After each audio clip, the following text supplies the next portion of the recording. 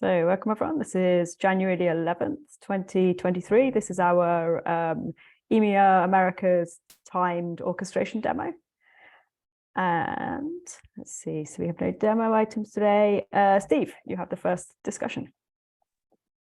Thanks. So I've worked through some issues about stable branch configuration. And this one specifically is regarding managed components. And what I found is there is a bit of inconsistency in the different settings that these projects have for merge request settings and just repository settings on who can merge and who can push. And while this doesn't have a huge effect on our ability to extend the maintenance policy, it does present sort of the opportunity to have differing behavior.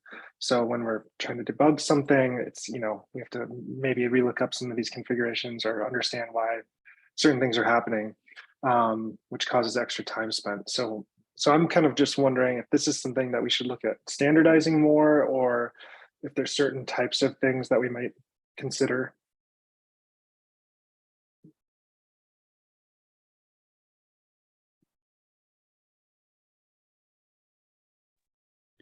So I think this is a very interesting point. There are other things like this, like the all the compliance work, right? So I know the compliance work checking about configuration across projects, who's allowed to merge, where, push, and all those type of things. So in all honesty, what I see here is kind of to me looks more like a lack of a feature in the product. So there's an opportunity here, a huge opportunity to have some sort of an enterprise policy enforcement type of feature where say those projects belongs to a certain enterprise policy, and even maintainers are not allowed to change those settings. That being said, so this is kind of a strong long-term desire. That being said, what we have here is that if you are maintainers of one of those projects, you are allowed to change those things. I'm not even sure how many of those are logged through the audits logs. And so if it's possible at all to figure out that something changed and who changed it. So I think compliance is running some sort of automation, which I don't know if it was some sort of one-off and generate reports out of this that generate those issues where we are all involved into this project is not configured properly according to compliance. And I don't know if someone is going to change something, if this will be detected by their system or if it was one-off, right? So an option could be to figure out what they're doing there and if there are opportunities to leverage something like this. Another thing that we were doing, but it's a bit different. For mirroring, we were toying with the idea of generating mirrors using Terraform. And so we have a Terraform Terraform project on Ops that is taking care of mirroring. And the idea there is that you are not supposed to change the project configuration, because the thing will just, every time it runs, it will reset everything according to the state that it's supposed to have.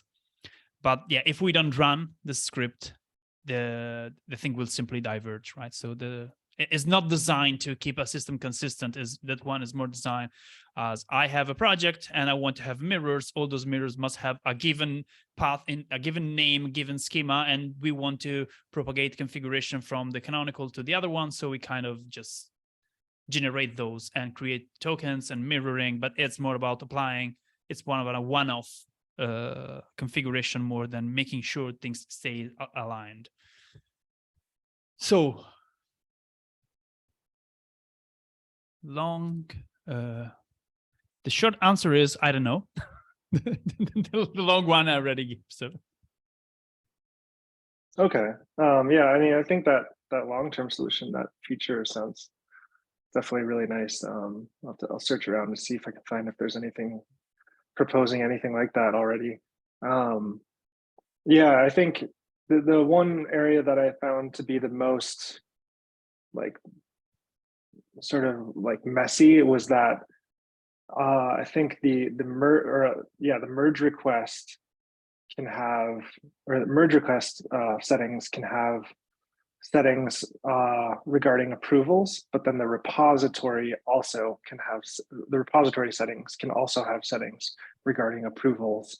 And but this shouldn't one be is allowed. set, So it's not by the allowed. compliance rule should remove the ability to edit merge request approval at merge request level. So if something like this Okay. is in place somewhere, means that this is outside our compliance rule.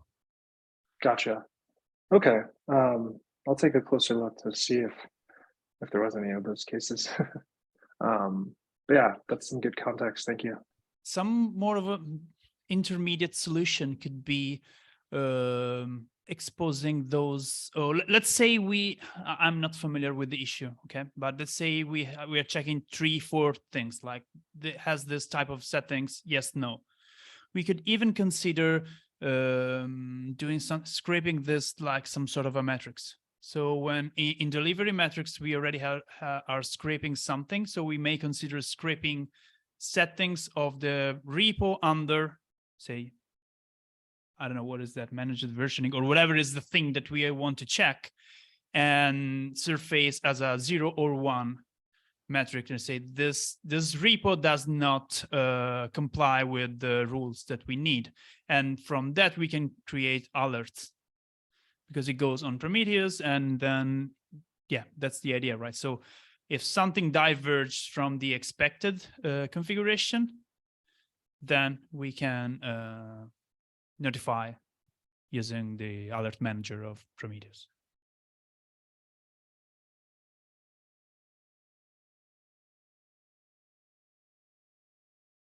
Cool. Thank you. You're welcome. I don't think I have anything else on that topic. So I'll send it to Myra. Yep. Thank you, Steve. I just wanted to take advantage of this call to give you like a status of the maintenance policy work. So this work is basically split in, I'm gonna call it 5 phases. The first one is regarding building or having enough information for the patch release pressure. This was completed, and we can see the end result on the release manager dashboard, which reflects like the overview of what is the patch release pressure, and then the patch release pressure per version and per severity as well. Since we just performed a patch release and we are doing some patch releases right now, we don't really have any pressure, so that's good to know. The next one is about our tooling adjustments. It is basically making release tools to be compatible with extending and making patch releases to account for 3 versions. And that one is almost there. We just need to make some templates adjustments that depends on some links, but it is basically minor work. The other one is the GitLab configurations, which is what Steve is currently working on. It is making, or more than making, it is preparing the GitLab project settings for maintainers and developers to merge changes into stable branches. We have introduced some guidance, and we are enabling settings to make them safe. And the other one is the quality adjustments, which is currently in progress. For the quality strategy, we are waiting on quality to get back to us to discuss what will be the best quality strategy to use to validate the release packages. Our proposal is to use the package and QA pipeline, or the package and QA test pipeline. I don't recall the name, but we are waiting on the response. We are also collaborating with engineering productivity to set the process for broken stable failures. And to summarize, we are going to rely on the current process that we have so far, which basically is the mitigation DRI or the triage DRI to cherry pick failures into stable branches. So that is what we are going to rely, with some perks like announcing the failure or surfacing the failure in the releases channels, and probably being the merge request author to notify that a failure was introduced in a stable branch. And I have a point about this before you move. Yeah. something came to Yeah, my okay. mind because we were talking about the patch pressure. So we may consider, if we don't already have, having a label that will not count those cherry pick into the patch pressure. I'm thinking about, we know there are only error spec fixes, things like that. So known flaky tests and things like that. So if we are asking quality to proactively backport those tests, then we may end up seeing a higher pressure than the real one, and maybe decide to make a release that only contains error spec. But those Does it make merge sense? requests, yeah, it does. But I think we are covered because those merge requests that are backport wouldn't have like a severity label. So they are not going to appear as urgent. They will appear They on the will, total. but they will be in the known, right? So say Yeah, exactly. Which pressure doesn't, file. which I think from the release perspective, I suppose we can have a lot of those, but there is no really urgency in trying to do a patch. Well, I think it will be up to the release manager right there. yeah, right it just then, adds you an extra step. I mean, what I'm afraid of is something like this. Let's say we have broken master. Okay, we have a broken master. Broken master is a priority 1 task. Severity 1, priority 1, everyone, all hands on deck. So that's the way the master MR get fixed. And then someone said, okay, we have to do the same thing for the stable branch because we know was affected, and we kind of do what is the / copy metadata thing. So we are just applying blindly the same labels that we had in the original one, right? So, and then this will show up as some sort of high priority thing. I mean, it's a nice improvement. We can live without it. I don't think we will ever reach out the point when we are going to make a release that only consists in error spec failures and broken master backports, things like this. I don't believe, but yeah. Yeah, I think this could be like based on the observation. If we notice this is happening, we will need to do something about it. And also, I think patch releases are going to be automated, but still, I'm sure as a release manager, we are going to still review what is being patched at some points. And we are going to notice like, hey, there is just a bunch of RSpec things to be patched. There is no really need, and then readjust the labels. I do agree it's an improvement, and this could be like a follow-up to try to improve this process. Okay, thank you. Yep. Steve, do you want to verbalize your question? Sure. So with regards to the broken stable branch process, so one thought that I was thinking, like with the DRI being the merge request author, and then followed up by possibly the release managers. So if we have the case where a stable branch is broken, let's say they've merged all of their backports, and then either that, that triggers them making a change to what they did, or someone reverting it. Like what is the expectation for the other matching backports, or how do we make sure that that fix either goes across all of them or they all get reverted? Yeah, I think that is a good question, and it might depend. I don't think this is a black and white response or process. It might depend on several variables. For example, if this is a S3 or S4 and suddenly fails in just one stable branch, I think it can be reverted in just that branch, and then we can continue without it on the other branches. I don't think it is a big deal to just revert it and continue with the process in just having just the other 2 branches. But if it is an S1 and we just revert and it is causing a problem, well, we cannot continue without it and with the broken stable branch. So in that case, I think we will need a fix and we will need to wait. But yeah, I think to answer your question, it might depend on some other variables for the patch release. Okay, so if I'm hearing that right, then it will be okay in some cases to release 2 versions with a fix and 1 version that we took it out of because we reverted it. It might be. It has happened for security releases. Okay. So what I'm Does anyone have here, a different opinion? Yeah. No, I mean, I don't have a different opinion, just something more elaborate on top of that. which is we may also try to aim for a situation where making that patch release is a trivial operation, and if something doesn't work on a given stable branch, it means that that specific fix is not backportable and needs more work, which means we can just release what we have and the next one will include it. And we even to the point that we can simply run a patch release with only that single fix if it was important enough. So right now we are coming from a situation where there's still quite some manual work. So we may feel not comfortable in doing something like, yeah, let's decide to do one now and one tomorrow. But if we reach the point where it's just a matter of running chat ops and waiting for things to happen, we can even say, yeah, this didn't make today, but there is great benefit to releasing all those fixes to the customers that are running on. Because what I'm thinking is that it's likely that those will fail on the older version.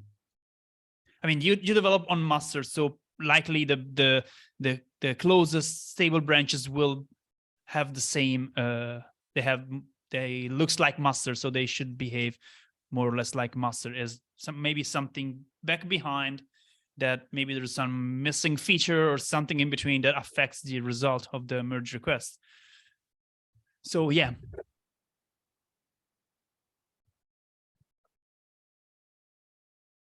Okay. And then once we have completed these all 4 phases, whether the patch release, the tooling adjustments, the GitLab configurations, and the quality adjustments, we are going to be ready to start testing. I am thinking of at least, well, I'm going to put it like 3 phases for testing. The first one will be some sort of dry run to test our tooling that is working correctly with all the commands, that is generating the right template, and et cetera, et cetera. And the second one could be some sort of beta test in which we are going to ask some developers. I'm thinking of asking some developers to perform a patch release and allowing them to merge into the stable branches. And perform a 3-patch version with the new process, just to get a sense of how it feels and to see if we can spot any holes. And then basically to roll it out to, well, the rest of the engineering department. By now, of course, we should have all the documentation ready and everything prepared.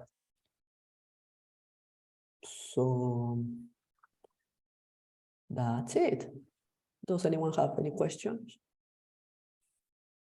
So the beta test would result in a real release? Yeah, I'm thinking we can do like a patch release for 3 versions. Probably we're going to cherry pick something that is easy, like a spec change or a documentation change or a bug fix, depending on what it is on the backlog. I have a question. So are you thinking of involving some of those engineers working on those fixes and asking them if they're willing to participate, and so creating a smaller patch release with some bug fix across all the tree, or to take a look at whatever today is labeled with pick into last 3 version, make a selection, and just author the things by ourselves. So kind of removing the label on their merge requests and creating the backports. So we have, in theory, we have enough engineers to create merge, and so have a more, I'm thinking more about, we have more control over it. I think ideally I would like to ask engineers outside our team to take a look at this process, because to get a fresh perspective of how they feel. I think all of us are very familiarized with what to expect and what to do, but I would like to have someone that is not familiar with this process to get a sense of how they feel and what is the process from their perspective.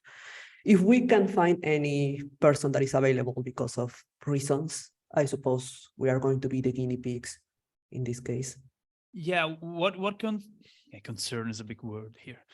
What came to my mind about this is that when we're talking about dry run to validate our toolings, it's in the new world is more about validating that things on the stable branches will end up in the release. So it's kind of after the new workflow for developers. So what I was trying to, so my idea was more about before putting the new process in front of developers that may have their own question about why we're doing something in a certain way, and then also surfacing eventual problems with the tool themselves, was more about let's test the final part of it, which is if something is on the stable branches, will we be able to create 3 patch releases at once? And this is all about orchestration. There's nothing for development here, right? And then if that piece of work is okay, then we can say, okay, now development, we can do this. And in order to do this, we need you to open the backport merge request and work with this new workflow. Would you mind participate in this?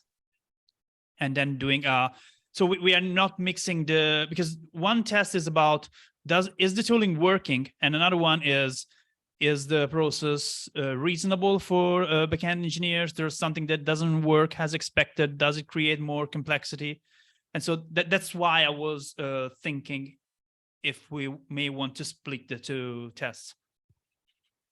Okay, so if I got your idea right, the first test would be to actually merge something in the stable branches from our side, then test that the whole workflow like functions, and then open it up. The second test will be to open it up to developers, right? Yeah. Okay. Something like Yeah, more that like also this. makes sense. Yeah.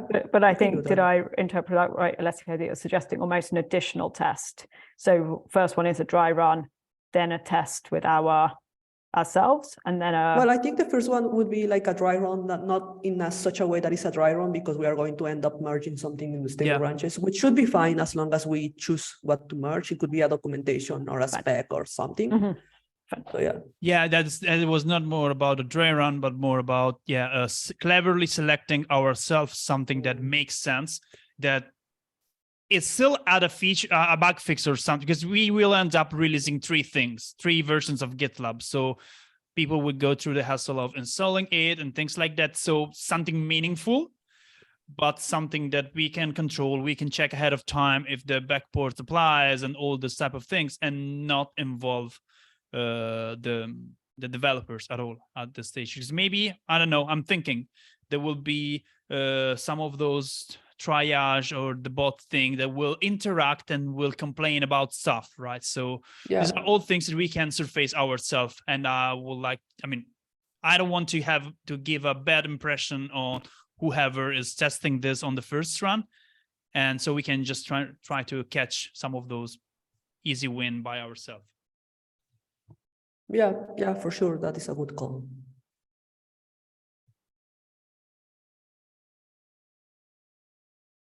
Great. So are there other discussion items that we should go through today? No? Okay, I'll jump to our final bit then, our collaboration check as our action from Retro. So quick show of thumbs. Are you personally getting enough collaboration to complete your current tasks? With my current team? Steve, good. We're all good. Yeah. For all of us, this is an orchestration level 1, so not just this OKR. So yes, personally, do you have what you need from other people to complete your tasks? I'm just gonna kind of rephrase my question. Is this limited to collaboration with my team, with the people on my team, or with the people outside delivery? This is anyone. So this is, do you, as a person in orchestration, have what you need? I'm gonna answer with my hand like this. Okay.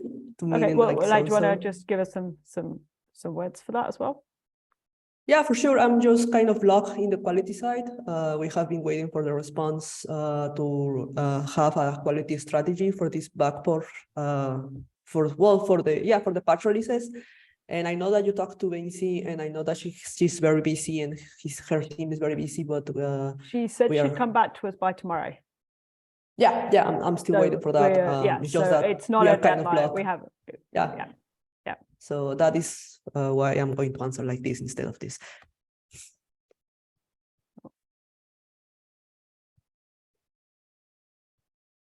And actually, that's something else to think about as in the testing thing, because I think Vincey's keen that a set will take sort of part in this testing with us to be able to confirm that the tests that they want to see running are running. So I'm hoping we'll get a fairly quick response, which is sort of a yes, we can go this way, and then it will be more of a how do we plan a test when everybody's available.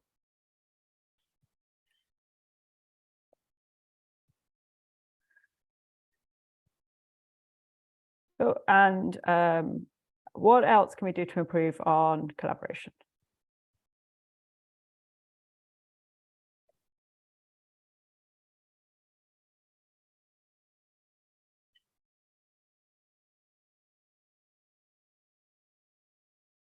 Nothing? It's all good? I would say probably on this one, actually, this one was a little unfortunate on the quality because of the holidays. But I think for your original issue, Myra, Vincey said that she had seen your ping, and it was just one of the many things that's very hard to get time to go and read an issue. So I think probably what we should have done if it'd been the holidays, we definitely would have done is spot that was going to be an issue for us sooner and get the sync call set up, because actually once we talked through what we were asking for and what this looked like, then it was all quite straightforward. So I'd say that's probably just the takeaway from this, is that we should probably recognize these things like potentially are going to become blockers sooner if we can. Awesome. Okay, great. Is there any other stuff anybody wants to go through in this demo call? No? Okay, in which case, thank you so much, everyone. Great to see you. And thanks for the discussion items, and have a great rest of your day. Take care. Bye.